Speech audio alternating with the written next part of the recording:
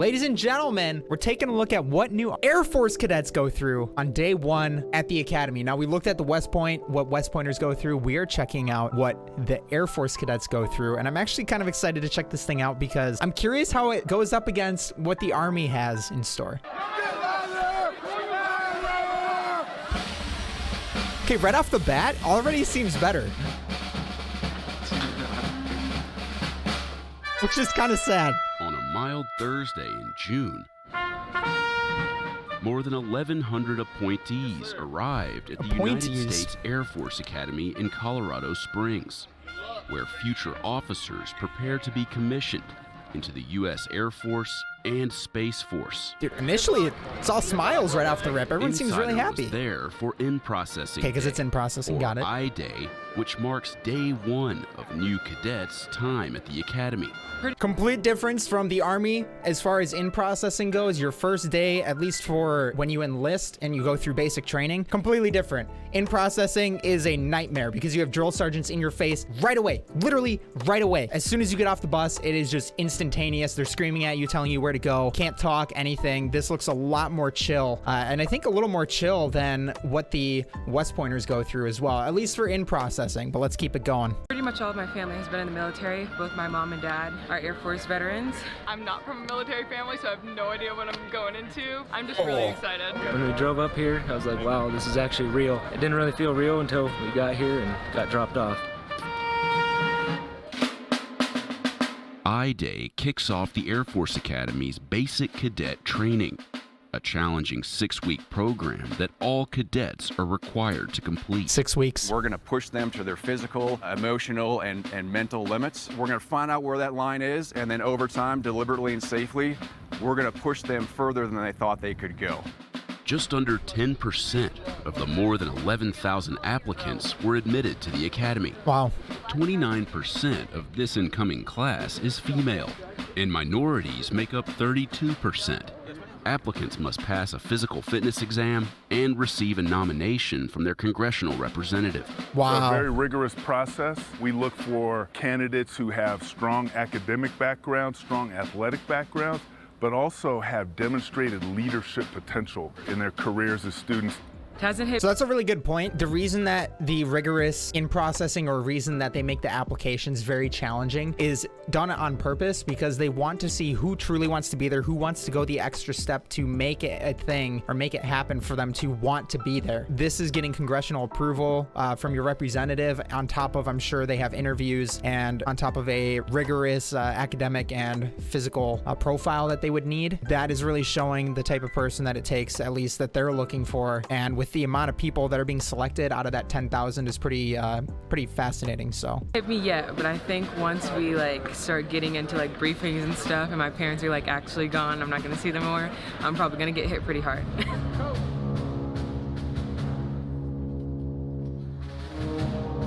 So it looks like the goodbyes are done right away at the vehicles this time, as opposed to what West Point had.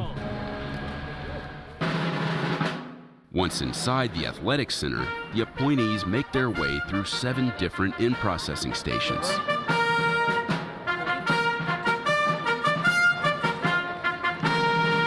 Congratulations, good luck. Appointees are issued a copy of Contrails, a 192-page guidebook that contains important information about the Air Force and the Air Force Academy. They are going to be required to, for the most part, memorize that book from cover to cover. Okay, so that reminds me, when you get to in processing for the Army, they will give you Blue Book is what they call it. And I've talked about this on the basic training video of my experience with basic training, or when we reviewed Business Insider's boot camp series, looking at their basic training. The Blue Book is something they give you at in processing. It has a bunch of information. It has the general orders that you have to memorize. It has the Soldier's Creed and a bunch of other things, you name it. They have it inside of that book, basically to give you all of the information that you need while being being a basic trainee, and not only that, but being a junior enlisted soldier, as well as understanding as a junior officer, since most of us were going to OCS afterward, just some of the basic knowledge that is required or that is expected from junior enlisted soldiers to understand. So very similar here. They have that book that they want them to be looking at, and as that Brigadier General said, that they want them to have the basically known front to back verbatim. You want to make sure that, and it's no different than you know, infantrymen getting the infantry handbook and going through the ranger handbook, things like that, to really get into the doctrine. That's really what this is it's throwing doctrine at you right away. That way you get comfortable with doctrine to start off and understand this is how military doctrine and how military things are written and supposed to be understood. Next step, you only need your proof of citizenship. Everything else you can put away. The appointees have one final opportunity to discreetly dispose of any illegal drugs, weapons, or pornography. The easiest way to get in trouble today is be on your cell phone, okay? Do not be that guy. That's interesting. They have an amnesty box literally right in front of everybody, just open. So when you go through basic training, at least for my experience at Fort Benning, Georgia, for the Army, they had amnesty rooms. You would go in, you would bring your stuff with you, and if you had anything, you would drop it into this chute and it would be gone. And they had a bunch of stuff on there, but to have that open in front of everybody, I find that really interesting. But you would expect them to not bring a bunch of stuff that they shouldn't be bringing. There's a list that is usually sent out once you get accepted or is given to the recruiters, whoever's working with these appointees in this case, or basic trainees or recruits, whatever you want to call it. You get that list before you ship out saying these are the things you should bring, these are the things you shouldn't bring. So everybody has a understanding of what is allowed and what isn't. Appointees make their way to the cadet gym to take the oath of allegiance. Raise your right hand. I do solemnly swear or affirm that I will support and defend the Constitution of the United States against all enemies, foreign and domestic.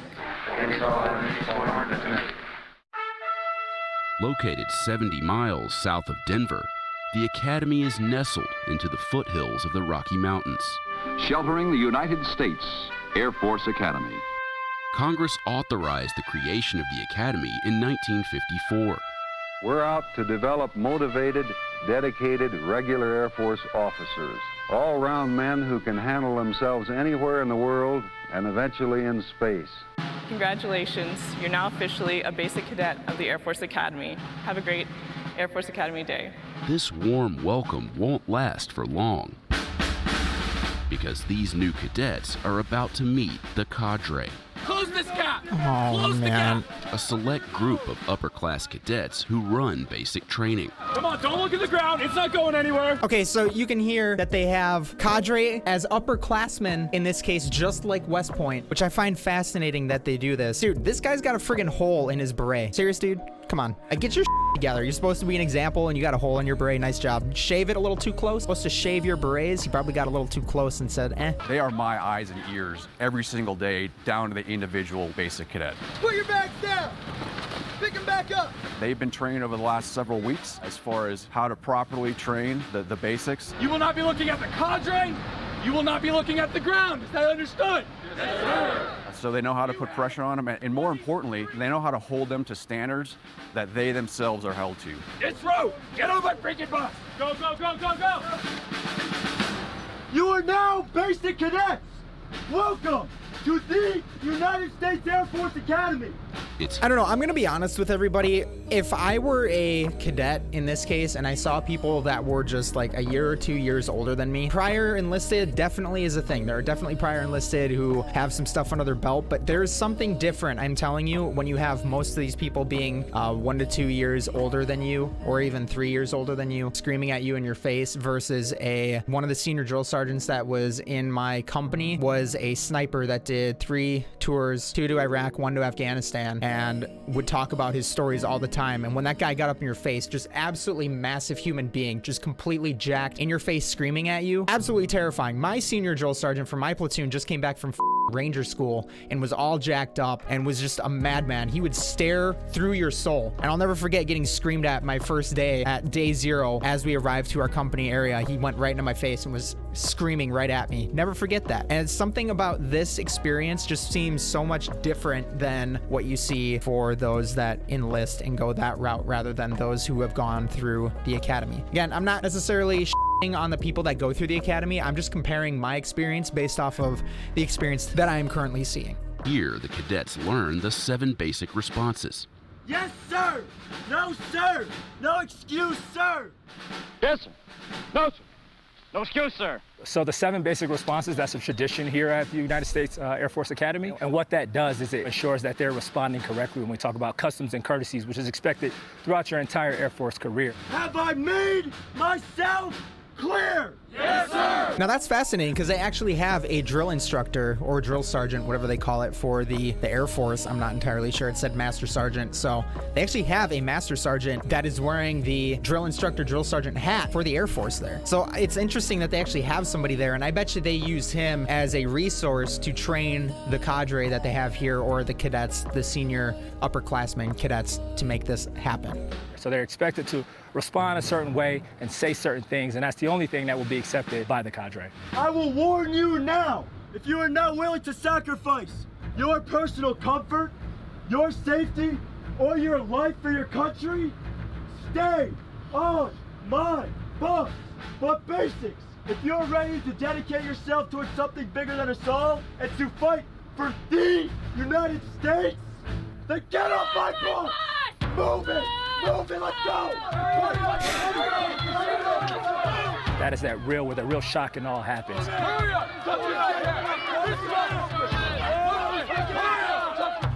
There's a lot of command voice. It's very loud, but there's a lot of kind of teaching going on at the moment, but also kind of demanding that they respond and that they listen.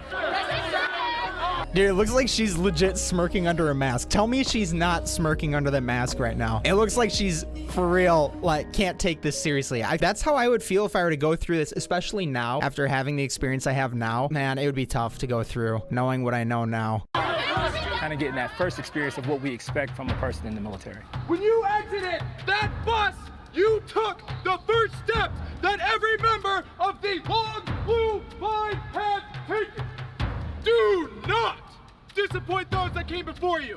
The new cadets stand on gray footprints, which are used to teach them how to stand at the position of attention, and the cadre ensures that they learn quickly. Andre, all out, make corrections.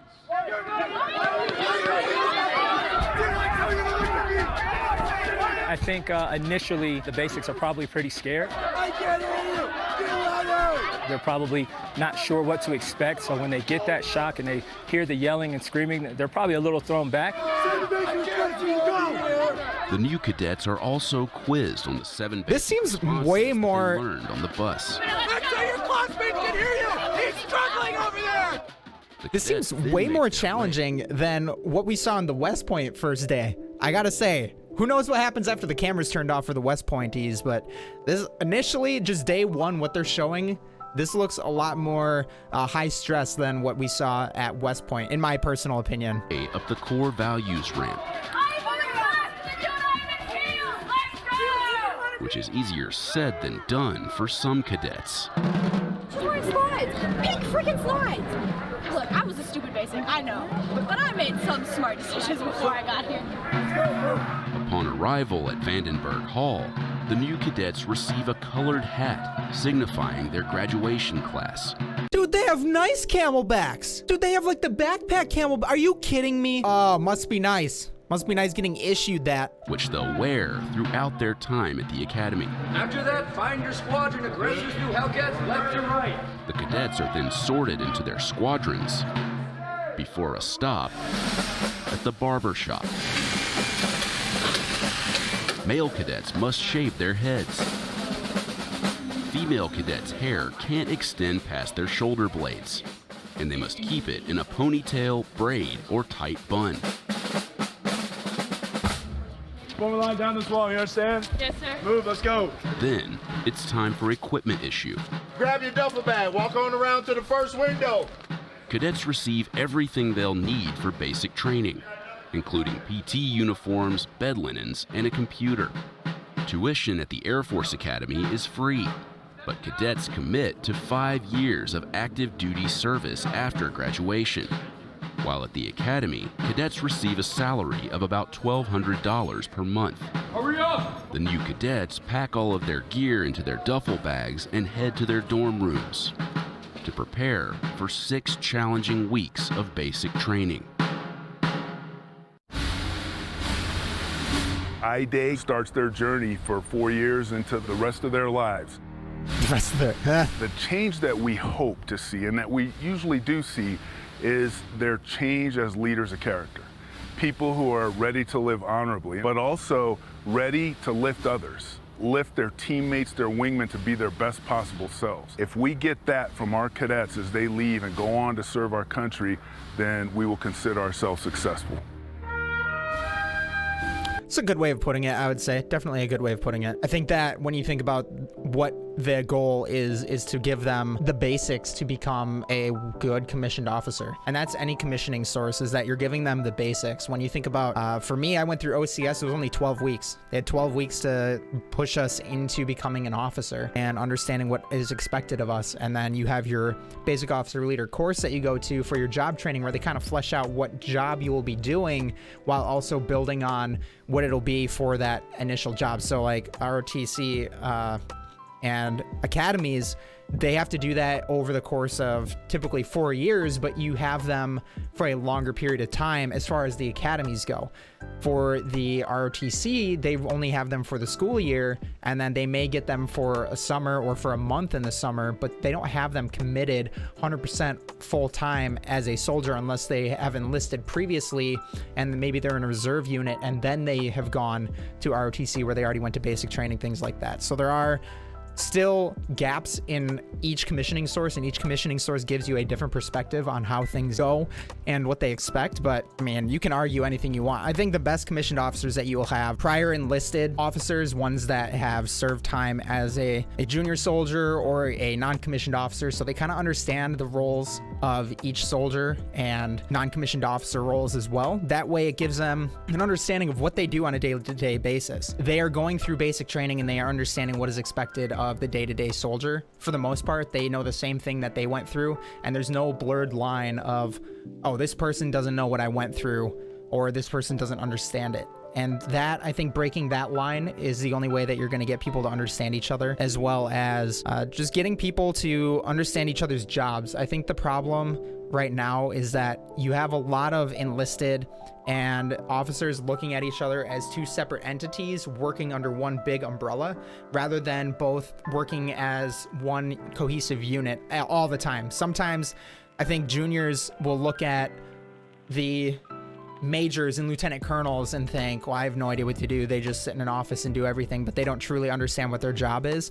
While those majors and lieutenant colonels and maybe above either forget what it's like to be that soldier if they were that soldier at one point, or they just don't think about it when they're making decisions. And I think there needs to be a better understanding of both of those two to really come together and then be one cohesive team, one cohesive unit to really make people want to stay in the military and want to make it either a career or to keep those soldiers that would have been great to stay in but end up getting out because of, you know, whatever reasons you want to name. It's a very challenging decision and it's not an easy one to make, but those are things that I saw personally just being in. It's just interesting to see comparing the Air Force cadets and seeing what West Point did as well. But let me know what all your thoughts were on this, and we'll go ahead and jump into some. I got the shivers whenever